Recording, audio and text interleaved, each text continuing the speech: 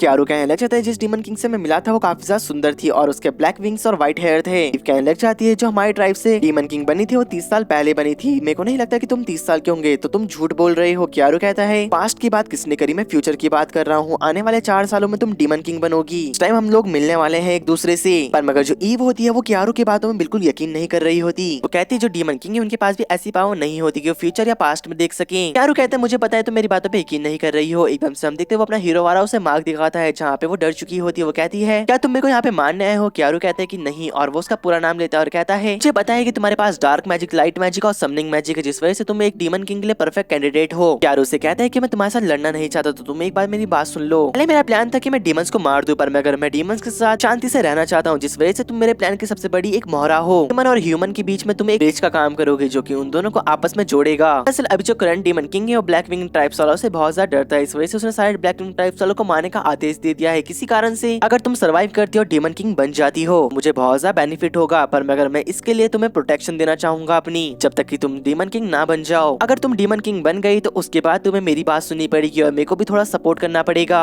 Ewe कहती है कि तुम्हारा शुक्रिया मुझे बचाने का, पर मगर मैं तुम्हारे ऊपर रिलाई नहीं कर सकती। वो जाने लग जाती। क्यारू कहता है पर मगर मेरी ये बात सुन लो, तुम एक यंग लड़की हो जो कि अभी इतनी पावरफुल नहीं है कि वो सभी से लड़ सके, और खुद से तो तुम जिंदा बिल्कुल नहीं रह सकती। तुमने थोड़ी देर पहले देखा ना कि तुम्हारी लापरवाही की वजह से तुम्हारे पैर में वो तीर लगा, अगर उस समय में वहाँ पर नहीं होता तो तुम कब की मारी जा चुकी होती। और वो ईव को उसकी सारी बातें बताने लग जाता है कि तुम्हारे पास कोई एक्सपीरियंस नहीं है जिंदा रहने का, ना तुम्हारे पास कोई दोस्त ना तुम्हारा फैमिली मेंबर है, क्या तुम इस तरीके से जिंदा रह सकती हो। जितने भी तुम्हारी फैमिली मेंबर और तुम्हारे फ्रेंड्स गार्ड्स बने हैं, मैं उन सभी का बदला लूंगा डीमन किंग से। जैसे डीमन किंग मर जाए तो मैं उसके बदले बैठना है उसकी जगह पर। तो बताओ क्या तुम मेरे ऑफर को एक्सेप्ट करोगे तुम्हें प्रोटेक्ट करने का। जो ईव होती है थोड़ा सोचती है और कहती है कि ठीक है मैं एक्सेप्ट करती हूँ, पर मगर मैं तुमसे कुछ एक बात पूछना चाहती हूँ, तुम ऐसे बंदे नहीं हो कि जो कि दूसरे का रिवेंज लेने में बहुत ज्यादा खुश रहेगा, इसमें तुम्हारा मकसद है क्या। यार कहने लग जाता तो फिर ठीक है मैं तुम्हें बताता हूँ, मुझे डीमन किंग के हार्ट को एक्वायर करना है। वो कहती है क्या तुम मेरे हार्ट की बात कर रहे हो। वो कहते हैं कि तुम्हारे नहीं, जो करंट डीमन किंग है उसके हार्ट को। अभी जो ईव होती है वो कहती है कि ठीक है मुझे कल सुबह तक का टाइम दो। अगली सुबह में दिखाया जाता है जो ईव होती है वो जागती है और अपने सामने देखती है, वो बहुत ज्यादा शौक हो जाती है। उसके सामने T20 वर्ल्ड कप चल रहा होता है। वो कहती है कि तुम ये क्या कर रहे हो। क्यारू कहता है कि तुम चिंता मत करो, मैं तुम्हारे साथ ये सब नहीं करने वाला, ये तो मेरा डेली रूटीन है, अपने सबऑर्डिनेट को खुश रखना चाहता हूँ इसीलिए मैं ये सब करता हूँ, पर मगर तुम तो एक छोटी बच्ची हो, तुम्हारे साथ तो मजा भी नहीं आएगा। और वो उसे छेड़ने लग जाता है काफी ज्यादा। मैं कहता हम देखते जो ईव होती है वो कहती है कि नहीं मैं बच्ची नहीं हूँ, मैं भी अडल्ट हो चुकी हूँ। क्यारू कहता है जो हम ये चीजें कर रहे हैं ये अडल्ट वाली, इसका मतलब तुम भी तो ये कर सकती हो ना, आओ हम ट्राई करते हैं। और जैसे हमारा लड़का ईव के ऊपर चढ़ता है वो कहती है कि ऐसा मत करो, ये बेकार हरकतें मेरे साथ, और उससे वो मना करके नीचे उतार देती है। यहाँ पे हमें दिखाया जाता है अब वो लोग साथ में बैठ के खाना खा रहे होते हैं, पर मगर ईव थोड़ा उदास होती है। वो कहती है कि तुम एकदम से मेरे ऊपर चढ़ क्यों गए थे, वैसे तुम मेरे को एक बात बताओ कि तुम एक अच्छे इंसान हो या फिर बुरे इंसान हो। ये सुनने के बाद इतना फ्लेयर कहते हैं जो क्यारू है वो बहुत ज्यादा अच्छे हैं। क्यारू भी सेम यही कहता है कि मेरे से अच्छा इंसान तुम्हें पूरी दुनिया में नहीं मिलेगा। वाह भाई वाह, खुद की तारीफ खुद ही कर रहा है। मैं काफी ज्यादा वेल मैनर्ड हूँ और मैं जस्टिस को सपोर्ट करता हूँ और मैं काफी ज्यादा जेंटल भी हूँ। ईव कहने लग जाती है कि मेरे को नहीं लगता कि तुम अच्छे इंसान हो, कोई इंसान खुद की तारीफ कैसे कर सकता है। क्यारू कहता है जो वर्ड्स होते हैं उनमें बहुत ज्यादा पावर होती है, अगर तुम खुद को अच्छा इंसान कहते हो तो एक ना एक दिन कभी ना कभी तुम अच्छे इंसान बन ही जाते हो। ईव कहती है मेरे को लगता है कि तुम मेरे को बेवकूफ बना रहे हो। क्यारू कहता है कि खाना खाओ, ये हमारी ट्रिप की सेकंड बेस्ट चीज है जो हम करते हैं। वो कहती है फर्स्ट नंबर की चीज क्या है। क्यारू कहता है जैसे कि तुमने मॉर्निंग में देखा था हम बैट बॉल खेल रहे थे, वो हमारी फर्स्ट नंबर की चीज है। बहुत ज्यादा शौक हो जाती है उसका ये जवाब सुनने के बाद, और हम देखते हैं कि वो कहती है तुम काफी ज्यादा अजीब हो। जब वो खाना खाने लग जाती है वो थोड़ा सा इमोशनल होकर उसके आंसू निकल रहे थे। कहती कि मैंने बहुत टाइम बाद इतनी शांति से खाना खाया होगा, पर तभी थोड़ी देर बाद जो क्यारू होता है वो काम की बात में आ जाता है और कहता है अगर तुम्हारी प्रोटेक्शन में आती है तुम्हें रोज वाला खाना खाने के लिए मिलेगा और हम तुम्हारे डीमन लॉर्ड बनने में बहुत ज्यादा मदद करेंगे। मैं फ्लेयर और हमारी सेटना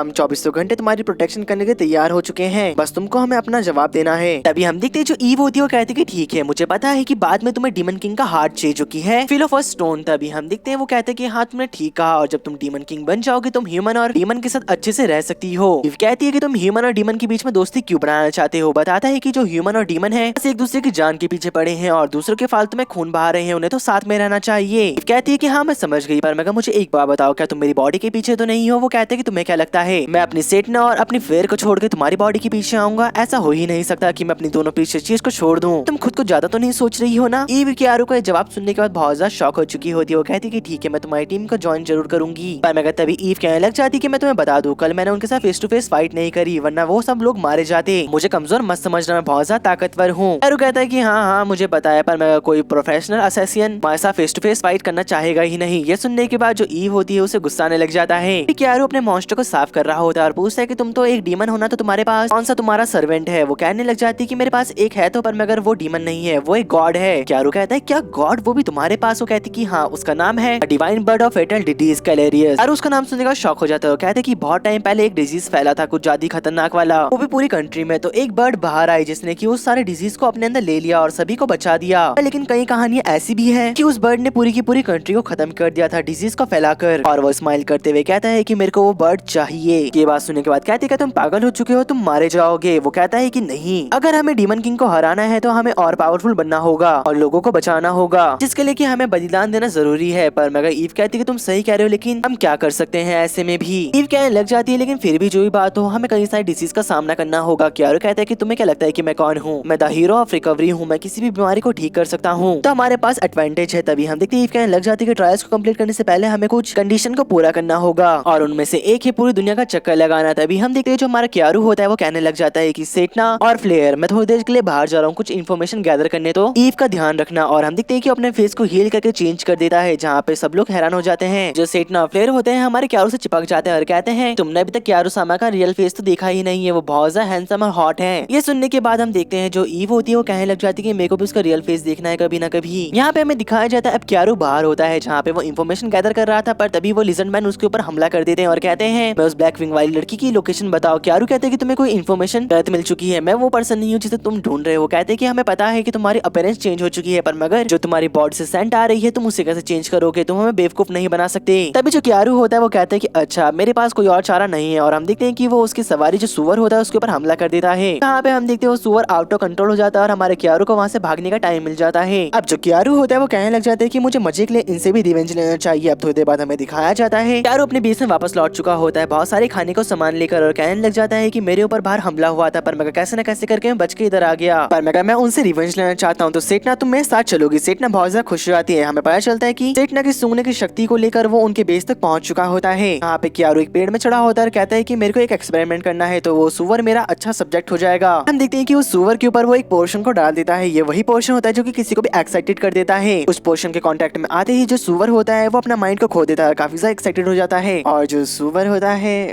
अब क्या ही बताऊं, थोड़ा तुम समझ ही सकते हो। तभी हम देखते हैं कि वहाँ पे सब कुछ जो खत्म हो जाता है, इतना सारे लोगों को मार डालती है। एक आदमी को छोड़ के उसके आसपास बहुत बड़ा क्रिस्टल बना देती है, जहाँ पे हम देखते हैं कि यार उससे इन्फॉर्मेशन निकालता है और कहता है कि जो ईव है उसके बारे में किस किस को पता है तुम्हारे अलावा। पर मैं पहले तो वो पर्सन कुछ नहीं कहता, लेकिन थोड़ी बहुत नेगोशिएट करने का बताते हैं कि मेरे अलावा कुछ और पर्सन है जिन्हें इसके बारे में पता है। इस इन्फॉर्मेशन के बदले क्यारू ने उससे प्रॉमिस करा था कि वो उसे जिंदा जाने देगा, पर मैं उसने उसके हाथ पर काट दिए थे। उसके बगल में वो सुअर छोड़ दिया था और क्यारू वहाँ से निकल जाता है। और हम देखते हैं उस आदमी के चलाने की बहुत ज्यादा आवाजें आ रही थी। वहाँ से जाते हुए क्यारू बहुत ज्यादा हंस रहा होता है। तो हम देखते हैं कि वापस वो आ चुके होते हैं, जहाँ पे इस बार उनके पास सिर्फ 2 बेड और 1 रूम होता है। जहाँ पे ईव के मन में चल रहा होता है कि मेरे को वापस से वो सब देखना पड़ेगा, पर मैं क्यारू कह रहा होता है ये तो अच्छा हुआ कि हमें एक रूम मिल गया जिसमें 2 बेड हैं। अगर हम अलग अलग रूम लेते तो तुम्हारी सेफ्टी कुछ ज्यादा खतरनाक हो जाता, क्या पता हम सो रहे होते और तुम्हारे ऊपर कौन कब हमला कर दे। ईव कहती है कि ठीक है अगर ये मेरी प्रोटेक्शन के लिए है, पर मगर मेरे को काफी ज्यादा अनकंफर्टेबल फील होने वाला है। पर तभी जो सेठना और हमारी फ्रे होती है कहने लग जाती है कि क्यारू इस टाइम काफी ज्यादा होल्ड बैक कर रहा है, वरना वो उससे भी ज्यादा वायलेंट हो जाता है। क्यारू कहता है कोई बात नहीं ईव, तुम्हें जल्दी ही आदत पड़ जाएगी। हम एक दिन के सीन को दिखाया जाता है जहाँ पे क्यारू फ्रे को लेके एक शॉप में आ रखा होता है, जहाँ फ्रे अपने लिए एक स्टाफ ढूंढ रही थी और उसे एक स्टाफ पसंद आता है तो क्यारू से ले देता है। मगर जो फ्रे होती जैसे उसके अंदर अपना माना डालती, क्यारू अपनी आई से नोटिस करता है कि उस स्टाफ के अंदर एक ब्लॉकेज लग रखा है जो कि फ्रे की पावर्स को रोक रहा है। तो क्यारू कहता है कि लाओ मैं इसे ठीक कर देता हूँ, जहाँ पे क्यारू उस ब्लॉकेज को ठीक कर देता है और छड़ी को बहुत ज्यादा अपग्रेड कर देता है। शॉपकीपर कहते हैं कि तुमने ये कैसे करा, मेरे पास 2 और छड़ी है, क्या तुम करोगे? उनको भी ठीक, मैं तुम्हें 25% ऑफ दे दूंगा दोनों में। क्यारू शॉपकीपर से कहते हैं बस 25, मुझे दोनों में 50% ऑफ चाहिए। तो शॉपकीपर कहते हैं कि ठीक है ये बुरी डील नहीं है। यहाँ पे क्यारू छड़ी को ठीक कर देता है, वो शॉपकीपर उसे 50% पैसे वापस लौटाता है और अपनी तरफ से एक स्पेशल नाइफ भी, जहाँ पे क्यारू से एक्सेप्ट कर लेता है खुशी खुशी। वो ऑनर पूछता है कि आखिरकार तुम हो कौन? क्यारू से बताते हैं कि मैं एक ट्रैवलर हूँ। लेकिन तभी उनकी बात खत्म हो पाती उससे पहले बाहर चिल्लाने की आवाज आती लोगों की, वो भाग रहे थे इधर उधर और हमें पता चलता है दरअसल जो रॉयल आर्मी है वो इधर ही आ रही है। क्यारू कहता है कि फ्रे मेरे बिना तुम पहले ही घर वापस लौट जाओ, मैं जल्दी आ जाऊंगा। और हम देखते हैं कि वो एक ऊंची बिल्डिंग में जाता है और देखता है वहाँ पर रॉयल आर्मी आ रखी होती है, उनके कमांडर नॉन होती है। क्यारू पूरी फोर्स के स्टैट को चेक करता है और वो थोड़ा शॉक हो जाता है और घबराया है वह भी। वो कहता है कि मैंने अकेले नहीं हरा सकता, मुझे बहुत ज्यादा दिक्कत होने वाली है पूरी फोर्स को हराने में, क्योंकि ये काफी ज्यादा ताकतवर है। लेकिन क्यारू एकदम से नोटिस करता है कि उन सभी के बीच में स्वॉर्ड हीरो भी होती है। क्यारू कहता है क्या स्वॉर्ड हीरो? अब मुझे मजा आने वाला है, जहाँ पर मैं तुम्हें हरा के अपना बदला लूंगा। मगर क्यारू अपने रिवेंज में इतना खो जाता है कि वो एक पर्सन जो कि फोर्स में से उसे देख रहा होता है उसे नोटिस नहीं कर पाता, और इस पर्सन का नाम हॉक होता है। यहाँ पे ये 3 ब्रेव में से एक है। ये जो ब्रेव्स होते हैं वो हीरो से तो कमजोर होते हैं, पर मगर नॉर्मल या फिर ताकतवर सैनिकों से काफी ज्यादा ऊपर होते हैं। जहाँ पे उसके पास एक खतरनाक आंख है, वो कुछ भी देख सकता है, किसी भी अटैक को प्रेडिक्ट कर सकता है, उसे डॉज करके उनके ऊपर वापस अटैक भी कर सकता है। जहाँ पे माँ लड़का वहाँ से भागते हुए कह रहा होता है कि मैंने उसे नोटिस ही नहीं करा और वो मेरे को बहुत देर से देख रहा था, चाहे वो 3 ब्रेव हो या फिर 4 ब्रेव हो, मैं इन्हें हरा के रहूंगा। पर मगर जो हॉक होता है हमारे क्यारू के ऊपर इतना ध्यान नहीं देता है, वो कहता है कि पता नहीं वो कौन था, चलो छोड़ो खैर जो भी हो। दरअसल हॉक ने हमारे क्यारू को इसलिए नहीं पहचाना था क्योंकि उसने अपना फेस चेंज कर दिया था। सारे जो जनता होती है आर्मी को देखने के बाद बहुत ज्यादा गुस्से में होती है, वो कहती है कि तुमने तो हमें मरने के लिए छोड़ दिया था, अब तुम यहाँ पे क्या करने आए हो? पर मैं कहता भी हम देखते हैं बहुत सारी जो लड़कियां होती है वो स्वॉर्ड हीरो की ब्यूटी देखने के बाद बहुत ज्यादा शौक हो रखी होती है, वो कहती है कितनी सुंदर है ये, और जो स्वॉर्ड हीरो होती है उन्हें भी देख लेती है। पर मगर हमें रात के सीन को दिखाया जाता है, स्वॉर्ड हीरो के रूम में उनमें से एक लड़की पड़ी होती है जिसे की काफी ज्यादा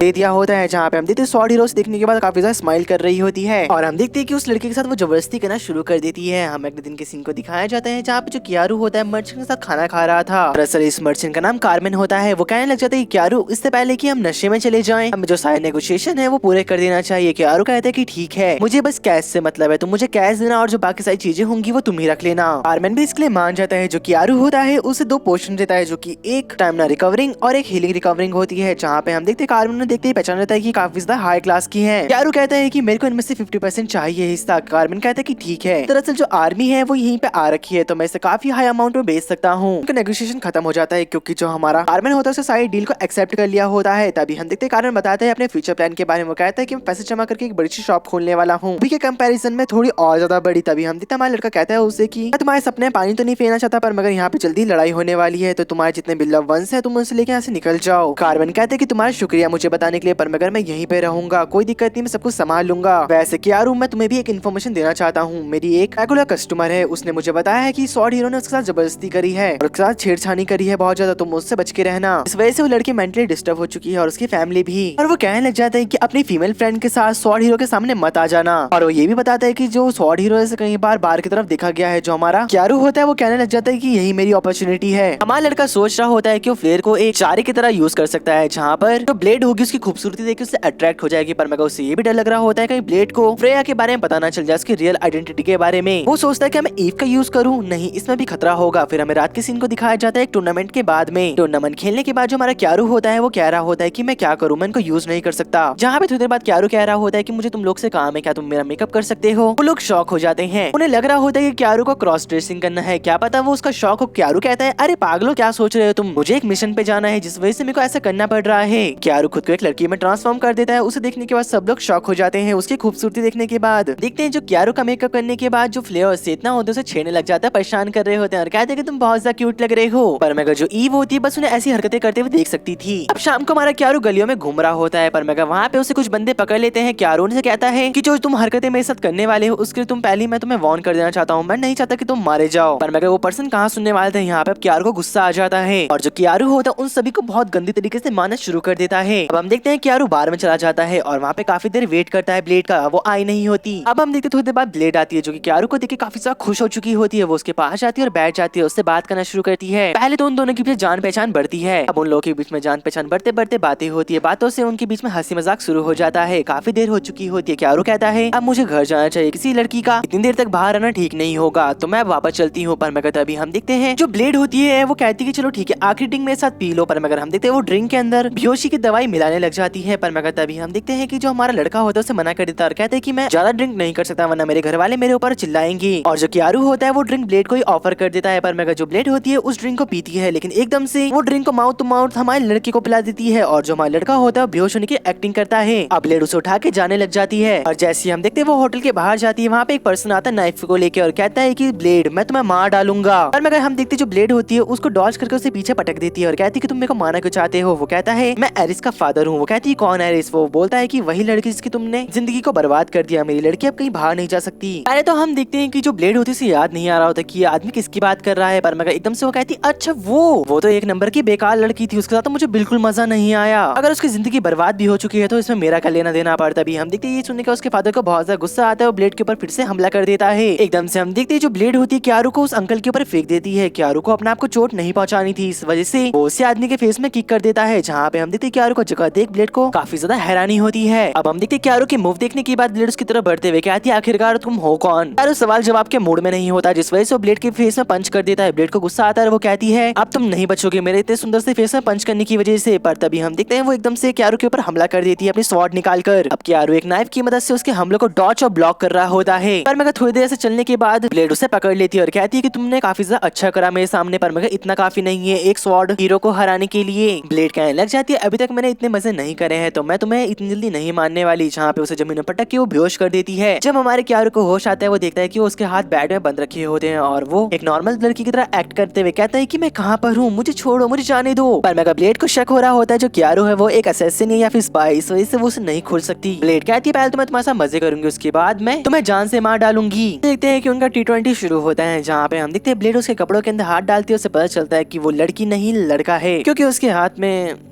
समझ जाओ। यहाँ पर हमें दिखाया जाता है वो कहती है कि मैं तुम्हें मार डालूंगी, आखिरकार तुम एक लड़की का भेस बदल के यहाँ पे कैसे आ गए। पर मगर तभी हम जैसे वो पीछे पलटती है, वहाँ पे क्यारू अपने जूते के अंदर लगे ब्लेड से उसके ऊपर हमला करता है और उसे बेहोश कर देता है। उसको समझ नहीं आ रहा होता कि अब मैं क्या करूँ, जिस वजह से वो अपनी स्वॉर्ड रैग्नारॉक की तरफ बढ़ने लग जाती है। पर मगर तभी क्यारू उसके ऊपर 3 नाइफ फेंक के मारता है उसके हाथ पे। दरअसल जो ब्लेड होती है लड़के बिल्कुल पसंद नहीं होते, इस वजह से हमारे क्यारू को पता था जैसे लड़के पसंद नहीं है तो वो उसके पास जाता है और उसे दिखाने लग जाता है अपने बैट। काफी तेजी से उसे घुमा रहा होता है, जहाँ पे ब्लेड की तो सिट्टी पिट्टी गुल हो चुकी थी। क्यारू अपनी रियल वॉइस में कहता है अरे अरे चिंता मत करो, अभी तो मेरा रिवेंज शुरू हुआ है, अभी तो ये बहुत ज्यादा बदतर होने वाला है। तभी हम देखते हैं कि वो उसके ऊपर अपनी हील एबिलिटी का यूज करता है, उसकी सारी मेमोरीज को देख लेता है। उसे पता चल जाता है कि जो नॉर है वो 3 दिन के अंदर एक सर्च पार्टी को भेजने वाली है जो कि पूरा डिस्ट्रक्शन कर देंगे इस सिटी में। मगर क्यारू के शक्ल पे एक बहुत भयानक से स्माइल आ जाती है, क्योंकि उसकी नजर जा चुकी होती है ब्लेड की स्वॉर्ड रैग्नारॉक पे। तभी ब्लेड को थोड़ी देर बाद होश आता है, वो कहती है कि मैं तुम्हें जान से मार डालूंगी। क्यारू कहता है कि अगर तुम्हारे पास दम है तो मुझे मार के दिखाओ। क्यारू ने उसके पैरों को पैरालाइज कर दिया था, अब वो खड़ी भी नहीं हो सकती। पर तभी हम देखते जो क्यारू होता है पर्दा हटाता है और पर्दे के पीछे से निकलते हैं 3 मुस्टंडे जो कि कुछ करना चाह रहे थे। जहाँ पे जो ब्लेड होती है उन्हें देख के समझ जाती है कि अब यहाँ पर वर्ल्ड कप नहीं यूनिवर्सल कप होने वाला है। जो क्यारू होता है वो मस्त अपनी वाइन लेके एक टेबल में बैठ के शो को एंजॉय करता है। पर मगर हम देखते हैं जो ब्लेड होती है क्यारू से भीख मांगते हुए कहती क्यारू मुझे जान दो। क्यारू कहता है कि जो तुमने आज तक जितने लड़कियों के साथ किया अगर वो तुमसे माफी मांगती जो कि उन्होंने हमेशा तुमसे मांगी है तो क्या तुम उन्हें जान देती। वो कहती कि हाँ अगर वो मुझे बोलते तो मैं उन्हें छोड़ देती। क्यारू कहता है कि पर मगर मैं तुम्हारा जितना दयालु नहीं हूँ तो मैं तुम्हें नहीं जाने दूंगा। पर मगर चलो एक गेम खेलते हैं। वो कहती है क्या क्यारू से बताता है कि जो ये 3 बंदे हैं मैंने इन्हें एक पोर्शन के तौर पे बहुत ज्यादा भूखा बना दिया है तो ये आने वाली कोई भी चीज को अपने सामने खा सकते हैं। तो अगर तुमने इन पर्सन के सामने इनके ट्रक को जगा दिया तो तुम्हें ये नहीं खाएंगे और अगर मॉर्निंग तक तुम सर्वाइव कर गई तो मैं तुम्हें जाने दूंगा। हम देखते हैं एकदम से वो मान जाती है और चीजें शुरू हो जाती है जहाँ पे सारी चीजें एकदम स्मूथली जा रही थी। क्यारू को ये सब कुछ हजम नहीं हो रहा होता। वो एकदम से अपना चेहरा फ्लेयर की तरह बना लेता है जहाँ पे हम देखते हैं कि अब वो ब्लेड के पास जाता है और बहुत ज्यादा इनोसेंटली उससे बात करना शुरू कर देता है। जैसे कि हमें पता है जो ब्लेड है वो फ्लेयर को पसंद करती है तो वो कहने लग जाती है कि प्लीज ऐसा मत करो क्यारू। फ्लेयर नहीं मेरी तरफ मत देखो। पर मगर तभी हम देखते हैं ब्लेड का पेशेंट टूट जाता है और जो मॉन्स्टर होते हैं ब्लेड को मारकर जिंदा ही खा जाते हैं। ब्लेड की डेथ के साथ ही हम देखते हैं जो उसकी स्वॉर्ड रैग्नारॉक होती है वो एकदम वापस से पहले से क्रिस्टल में बदल जाती है और हमारा क्यारू से लेता है वहां से निकलते हुए कहता है मुझे नहीं लगा था कि ब्लेड तुम इतनी देर तक टिक जाओगी पर मगर अब जब मैंने तुमसे अपना बदला ले लिया है बस एक ही आदमी मेरे रास्ते में जिंदा है द गन हीरो बुलेट।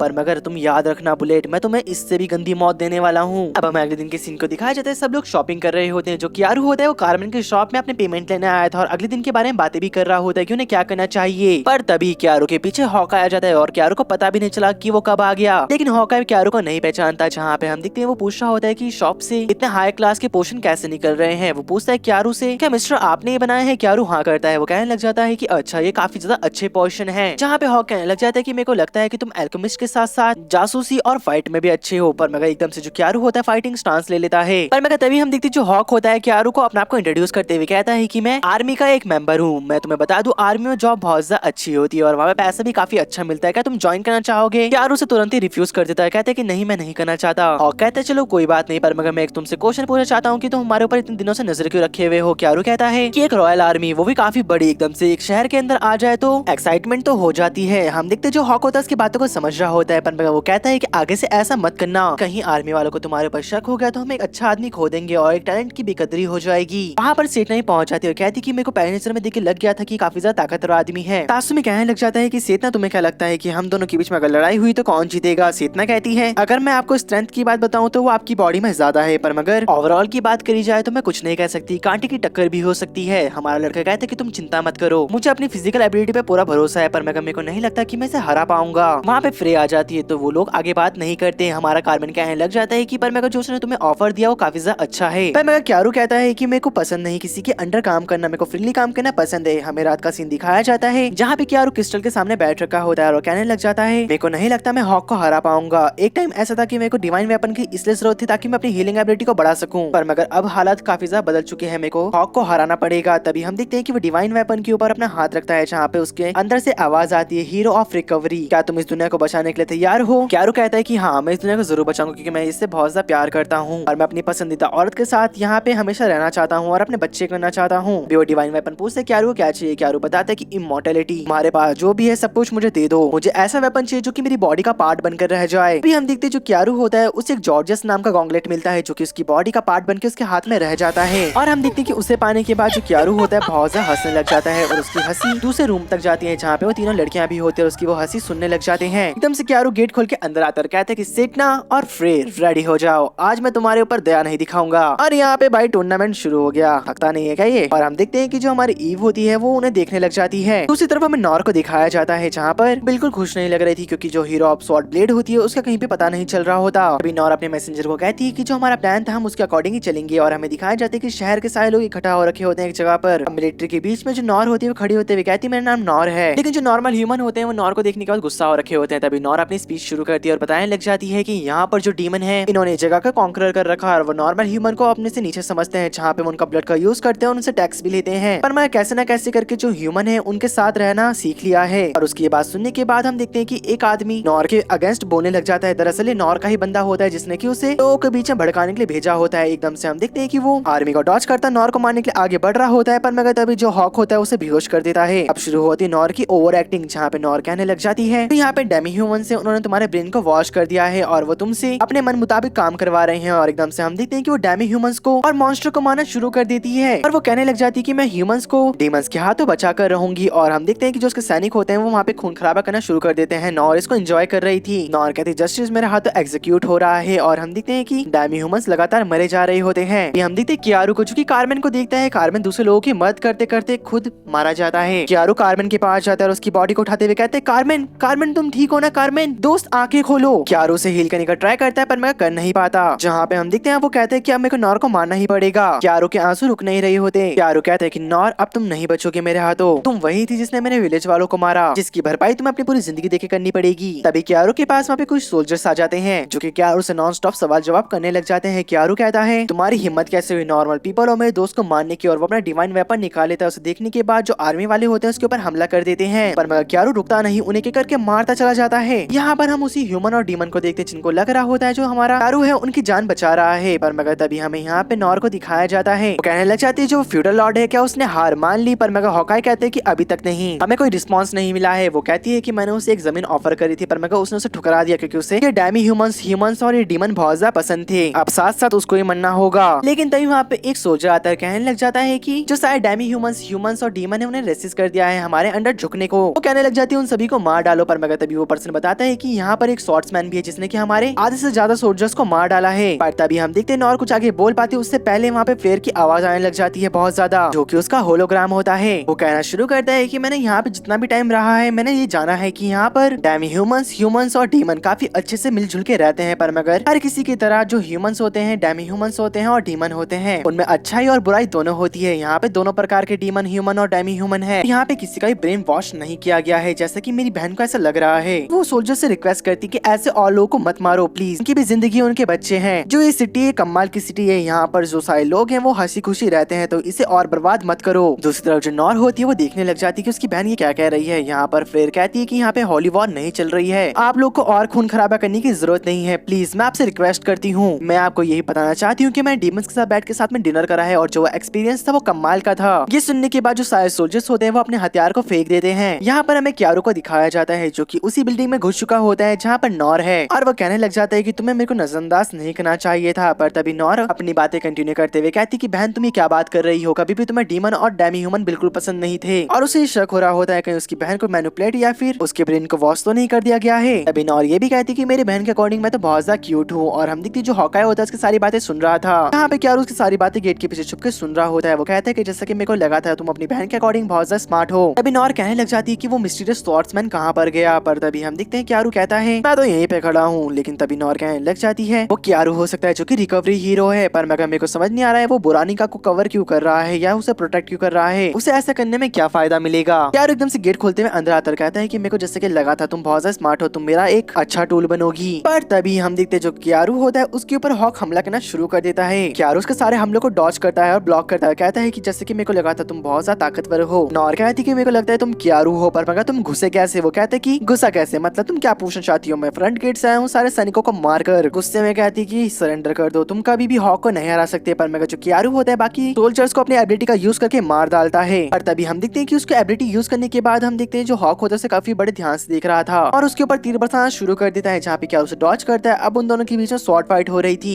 जहाँ पे हमारा लड़का उसे टच भी नहीं कर पा रहा होता और जो हॉक होता है उसे एक पॉइजन नाइफ से कट कर देता है जहाँ पे हमारे लड़की की बॉडी में पूरा पॉइजन भर चुका था। पर मगर वो तुरंत ही खुद को हील कर लेता है क्योंकि जो उसका डिवाइन वेपन है वो उसे किसी भी पॉइजन से बचा सकता है। पर मगर अगर कियारू एकदम से मर गया तब कियारू जिंदा नहीं हो सकता। पर लेकिन एकदम से जो कियारू होता है भागते हुए जाता है, हॉक को टच करने की कोशिश करता है लेकिन हॉक उसे खुद को टच करने नहीं देता। चाहता है कि मेरे को खुद को टच करने नहीं देगा तो मैं क्या करूँ। एकदम से हम देखते क्या लास्ट ट्राई करता है, उसके पास भागते हुए जाता है पर मगर हॉक उसे भी डॉज कर देता है। पर तभी हम देखते हैं एकदम से हॉक फट जाता है बिना हमारे कियारू के टच करे। कियारू बताता है कि मैं किसी को टच करता हूँ वो भी उसकी एबिलिटी को कॉपी करने के लिए, पर मगर मेरे को अपने हीलिंग एबिलिटी का यूज करने के लिए किसी को टच करने की जरूरत नहीं है। एकदम से हम देखते हैं हॉक का मरता देख जो नॉर होती है वो तो सदमे में चली जाती है। वो कहती है क्या हॉक मर गया? तो नॉर की तरफ बढ़ता कहता है कि मेरे को बहुत ज्यादा बुरा लग रहा है कि मैं हॉक के टैलेंट को कॉपी नहीं कर पाया, वो काफी ज्यादा अच्छा आदमी था। और कहने लग जाती है मेरे से दूर चले जाओ, मेरे पास मत आओ। पर मगर जो कियारू होता है उसके पेट में पंच मारता है, कहता है क्या एक प्रिंस से ऐसे बात करनी चाहिए। फाइनली हम देखते हैं जो शहर के लोग होते हैं बहुत ज्यादा खुश होते हैं क्योंकि जो मैसेकर होता है वो रुक चुका था। वो अपने फैमिली को हक करते हुए रो रहे थे। यहाँ पर हमें दिखाया जाता है कियारू को जो कि नॉर की मेमोरीज को देख रहा होता है और उसे पता चलता है कि नॉर की वजह से जो आना है जो कि कियारू की मदर है उनको काफी काफी ज्यादा बुरी चीजों को सहना पड़ा, जिसका की बदला क्यारू लेने वाला था। पर मगर तभी नॉन को होश आया था और वो कहने लग जाती क्यारू को धमकी देते मैं तुम्हें मरवा दूंगी अपने फादर के थ्रू। क्यारू कहता है कि तुम्हें पता है तुम्हारे आर्मी वाले रिटर्न कर चुके हैं और तुम अभी एक अंडरग्राउंड बेसमेंट में हो जहाँ पे तुम्हारी आवाज कोई नहीं सुनने वाला। नॉन कहती कि मेरे को जितना याद है मैंने तुम्हारे साथ अभी तक कुछ भी बुरा नहीं करा है। क्यारू कहता है क्या बुरा नहीं करा है, क्या तुम्हें याद है आना के बारे में, मेरे दोस्त कार्मन के बारे में जिनके साथ तुमने इतना गंदा सलूक करा। मेरे दोस्त कार्मन का एक सपना था कि वो एक बड़ी सी दुकान खोले जहाँ पे वो अपना बिजनेस को और आगे लेके जाए, पर मगर उसका सपना तुमने छीन लिया उससे। मगर जो हमारा कार्मन होता है वो एक डैमी ह्यूमन था, जिस वजह से जो नॉन होती है वो कहने लग जाती है कि एक बकवास जिंदगी वाला, उसको तो मन नहीं था। ये सुनने के बाद क्यारू को बहुत ज्यादा गुस्सा आता है और वो नॉन के चेहरे पे खींच के थप्पड़ मार देता है, जहाँ पे नॉन समझ चुकी होती क्यारू को गुस्सा आ रहा है अब, तो वो उससे माफी मांगना शुरू कर देती है। क्यारू कहता है अब बहुत ज्यादा देर हो चुकी है और वो बहुत ज्यादा गुस्से में हम देखते नॉन का गला दबाने लग जाता है। नॉन की सांस घुटने लग जाती है और उसकी हालत बहुत ज्यादा खराब हो चुकी थी। क्यारू कहता है कि चिंता मत करो, इतनी आसानी से मैं तुम्हें नहीं मानने वाला, रुको मैं तुम्हें किसी फेमिलियर से मिलाता हूँ। और हम देखते हैं कि वहाँ पे वो फ्लेयर को बुला लेता है, जहाँ पे उसने उसकी फिर से मेमोरीज के साथ छेड़छाड़ करी होती है और उसको उसने सिर्फ एक डॉग जैसे बना दिया होता है। जहाँ पर हम देखते हैं क्यारू कहता है कि नॉर मैं तुम्हारे साथ एक गेम खेलना चाहूंगा और तुम्हें अपनी जिंदगी बख्शने का एक मौका देना चाहता हूँ, पर मगर अगर तुम हार जाती हो तो तुम्हारे साथ बहुत ज्यादा बुरा हाल होगा। पर मगर हमें दिखाया जाता है कि जो वो गेम था कुछ ज्यादा खतरनाक होता है। सीधी भाषा में कहा जाए तो वो एक टूर्नामेंट होता है जो कि काफी देर तक चलता है और ऑफ कोर्स जो नॉन होती है इसमें हार जाती है, जहाँ पे क्यारू कहता है जैसे कि मैंने तुमसे प्रॉमिस करा था अगर तुम हार गई तुम बचोगी नहीं, तो मैं तुम्हें अपनी छोटी बहन बनाने वाला हूँ जिसकी वजह से जिंदगी भर तुम मेरे साथ रहोगी। और हम देखते हैं जो नॉन होती है उसे बहुत ज्यादा गाली देने लग जाती है और कहती है कि ऐसा मत करो, पर मगर क्यारू कहाँ सुनने वाला था, वो उसकी मेमोरीज को चेंज कर देता है। हमारा सीन शिफ्ट होता है, अगले दिन के सीन को दिखाया जाता है। कुरेहा क्यारू से मिलने आ रखी होती है और वो पूछती है कि आखिरकार ये है कौन। कुरेहा को क्यारू बताता है कि ये मेरी छोटी बहन है, जहाँ पे हम देखते हैं कि उन दोनों को इतना क्लोज दिखने के बाद जो कुरेहा होती है उसे शर्म आने लग जाती है। क्यारू कहता है अरे अरे तुम्हें शर्म आ रही है, जरा मेरे पास तो आओ। और हम देखते हैं कि उसे वो किस कर देता है और उसके हेजिटेशन को दूर कर देता है। पर मगर तभी वहाँ पर जो सारी लड़कियां होती है वो अपने एक्सपेक्टेशन को लगा लेती है कि उन्हें भी कुछ ना कुछ चाहिए। पर तभी हमें दिखाया जाता है कि वहाँ पर एक इतना बड़ा वर्ल्ड कप होता है जो कि आज तक हमने ना देखा हो। यहाँ पर हमें किंग को दिखाया जाता है जिन्होंने की बुलेट को बुला लिया होता है और किंग उससे कह रहे होते हैं कि तुम्हें सब बाकी लोगों का बदला लेना है। जो बुलेट होता है इसके लिए रेडी हो चुका होता है और कहता है कि मैं क्यारू को नहीं छोड़ूंगा। यहाँ पर हमें दिखाया जाता है क्यारू अपनी पूरी टीम के साथ निकल चुका होता है बुरानिका से निकलने के लिए। सभी वो कहते हैं कि मेरे बिना शहर के बाहर निकल जाओ, मैं थोड़ी देर में आता हूँ। और वो जाने से पहले कहता है जो मेरा ड्रीम है वो पूरे वर्ल्ड को सुधारना है और डीमन किंग को हराकर एक सही लाइन पे लेके आना है। देखते जो क्यारू होता है वो दरअसल कार्बन की ग्रेव में आया था। वो उसे बताते हुए कहता है कि मेरे दोस्त मुझे माफ कर देना, पर मगर तुम्हारी बदले अब मैं पूरी वर्ल्ड को घूमूंगा, बाय मेरे दोस्त। और हम देखते हैं कि वो आना को याद करते हुए ये भी कहता है कि मैंने आपका जो रिवेंज था वो ले लिया है, तो मॉम अब आप सो सकते हो आराम से। जब हम देखते हैं कि हमारा लड़का शहर से बाहर निकल रहा होता है वहीं पे वो डीमन और ह्यूमन आ जाते हैं। वो कहने लग जाते हैं कि हमने तुम्हें देखा था लड़ाई करते हुए और हम लोग की जान बचाते हुए, इसलिए तुम्हारा बहुत बहुत शुक्रिया। और वो दोनों क्यारू के लिए थैंक यू गिफ्ट लेके आए थे, जहाँ पे क्यारू उसे एक्सेप्ट भी कर लेता है और वहाँ से निकल जाता है। जहाँ पे वो जाते हुए कहता है कि मैं जर्नी के दौरान काफी ज्यादा सॉफ्ट हार्ट बन चुका हूँ, प्लेयर और बाकी सब मेरे सिर्फ टूल की तरह है, तो मेरे को ऐसा डर क्यों लग रहा है मैं उन्हें खो ना दूं। मैं अपनी गुस्से की आग को ठंडा नहीं कर सकता जब तक मैं बुलेट को ना मार दूं। और हम देखते जो बुलेट होता है वो एक गली के अंदर क्यारू के पोस्टर को देख के कुछ ना कुछ कर रहा होता है। यही दूसरी तरफ हमें दिखाया जाता है क्यारू कहता है कि मेरी टीम में काफी कमाल की लड़कियां हैं और अगर मैंने अच्छे अच्छे काम करे तो गॉड मेरा साथ देंगे और क्या पता मेरी और भी लड़कियों से मुलाकात हो जाए। तो गाइस इसी के साथ जो हमारा सीजन फर्स्ट है वो यहीं पे खत्म होता है और उसका सीजन 2 अभी तक नहीं आया है। अगर आएगा तो हम उसका एक्सप्लेन कर देंगे।